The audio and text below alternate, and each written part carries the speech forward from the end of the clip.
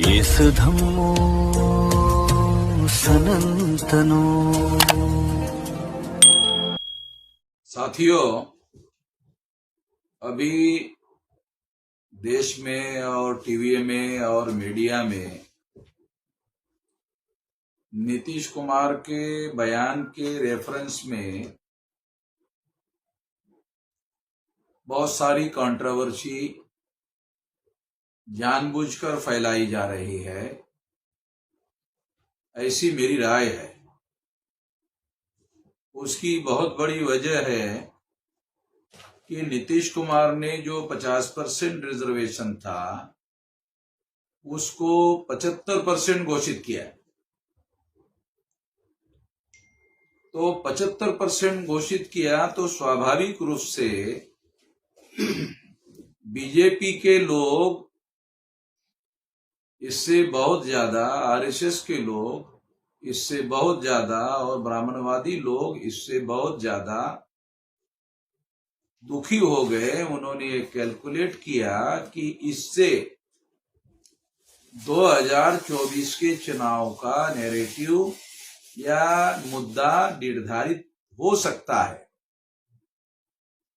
और इस वजह से इस मुद्दे पर से सारे देश के लोगों का ध्यान भटकाने के लिए नीतीश कुमार के दूसरे बयान को, जो सामाजिक दृष्टि से बहुत ज्यादा महत्वपूर्ण मुद्दा है, वो है 65% ओबीसी के लोगों को रिजर्वेशन। ये जो एससी एसटी ओबीसी का टोटल रिजर्वेशन 65% हो रहा है और गरीब लोगों के संबंध में जो रिजर्वेशन 10% दिया वो मिलाकर 75% रिजर्वेशन किया गया है। ये असली मुद्दा है। ये मुद्दे पर सारे देश के लोगों का ध्यान नहीं जाना चाहिए। इसके लिए ये अनावश्यक कंट्रोवर्सी क्रिएट की जा रही है, क्योंकि जब ये बात मुद्दा जिसको ये लोग बीजेपी वाले हल्ला कर रहे हैं, विधानसभा का रिकॉर्डिंग पूरी तरह से देखो तो हंस हंस के मजे लेने का काम कर रहे हैं बीजेपी वाले। वो विधानसभा का चित्र देखा जा सकता है। और अभी जब उन्होंने शांति से सोचा, विचार किया, अरे इससे तो सारे देश भर में बीजेपी का जो ओबीसी का चेहरा है नरेंद्र मोदी, वो काउंटर हो जाएगा और इसका 2024 के चुनाव में बहुत बुरा असर पड़ेगा। तो आरएसएस और भाजपा के जो मीडिया वाले समर्थक लोग हैं वो एकदम नीतीश कुमार के ऊपर पील पड़े हुए और उसको वो जो 75% आरक्षण वाला जो मुद्दा है उस पर से ध्यान हटाने के लिए दूसरे और अनावश्यक मुद्दे को बहुत ज्यादा तूल देने का काम कर रहे हैं। तो मैं इस पर बात करना नहीं चाहता था, मगर जब मैंने ये देखा कि वो अनावश्यक तूल देने का काम कर रहे हैं तो इससे ये बात समझ में आती है। ये उसके पीछे राजनीतिक मुद्दा है। दूसरी बात, एससी एसटी ओबीसी और माइनॉरिटी की जो महिलाएं, जब इनकी संख्या 85% है तो इनकी महिलाएं भी 85% है। तो अगर बीजेपी आरएसएस वालों ने जिन मुद्दों पर तूल दिया उससे तो उनके अधिकार छीने जाएंगे। ये तो समझदारी होनी चाहिए ना।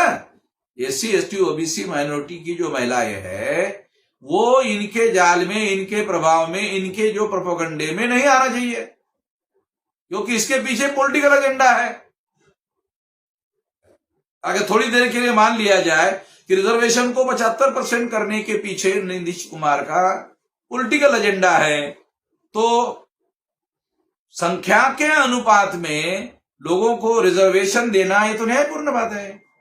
ये पॉलिटिकल एजेंडे से भी ज्यादा ये सामाजिक न्याय की बात है, जो भारत के संविधान के प्रीएम्बल ऑफ द कॉन्स्टिट्यूशन में भी लिखा हुआ है। ये गलत क्या है? अगर आपको ऐसा लगता है कि ये राजनीतिक एजेंडा है, राजनीतिक, तो तुम भी करो, बीजेपी वाले भी कर ले। बीजेपी वाले भी फायदा उठा ले, वो तो फायदा नहीं उठाना चाहेंगे। वो 3.5% ब्राह्मणों का नुकसान जिसमें होता है वो काम वो नहीं करते। वो ये सोचते हैं कि 3.5% वाले लोगों को 35%, 50%, 70%, 80% नौकरियां जो है उस पर उनका कब्जा होना चाहिए। उसके लिए उनको बेशर्मी की हद तक समर्थन करते रहते हैं। तो ये बात मानने वाली नहीं है। हम लोगों को इसके बारे में सतर्क रहना चाहिए, विजिलेंट रहना चाहिए। नहीं तो ये लोग जो है उनके पास जो ये टीवी है, मीडिया है, इसका इस्तेमाल करते रहते हैं और गलत बातें और प्रोपेगेंडा करते रहते हैं। हमारे लोगों को सूचनाएं सही तरीके होती नहीं है। अब लोगों को यही जानकारी सारे देशवासियों को दी गई है कि नीतीश कुमार ने ये बोला, जबकि वो बोला नहीं है। 65% रिजर्वेशन बैकवर्ड क्लास को, SC, ST, OBC को देने का मुद्दा है, वो मेन मुद्दा है। उसके लिए समझाने के लिए वो बात कर रहे थे। इस बात का समर्थन नहीं किया जा सकता है कि इतना ज्यादा खुलकर विधानसभा में बोलने की जरूरत नहीं थी। अगर वो केवल इतना ही बोलते कि पढ़ाई लिखाई बढ़ने की वजह से लोक संख्या नियंत्रण करने पर मदद हो गई और हमारी सरकार ने महिलाओं के पढ़ाई लिखाई के लिए ज्यादा काम किया, इतना भी अगर बोल देते, इतना ही बोलने से लोगों को समझ में आ जाता।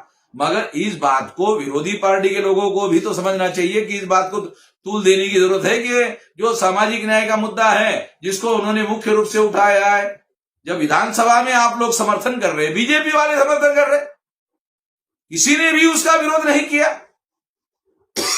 बाद में उनको लगा इससे तो सारे देश भर में नैरेटिव सेट हो जाएगा, एजेंडा सेट हो जाएगा, 2024 का चुनाव हारने की संभावना हो सकती है। उसके बाद आरएसएस भाजपा के लोगों ने प्रोपेगेंडा के लिए लोगों को लगा दिया।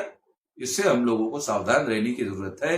ये खास तौर पर ये बात मैं कहना चाहता हूं, इसके लिए मैं ये वीडियो बना रहा हूं। धन्यवाद।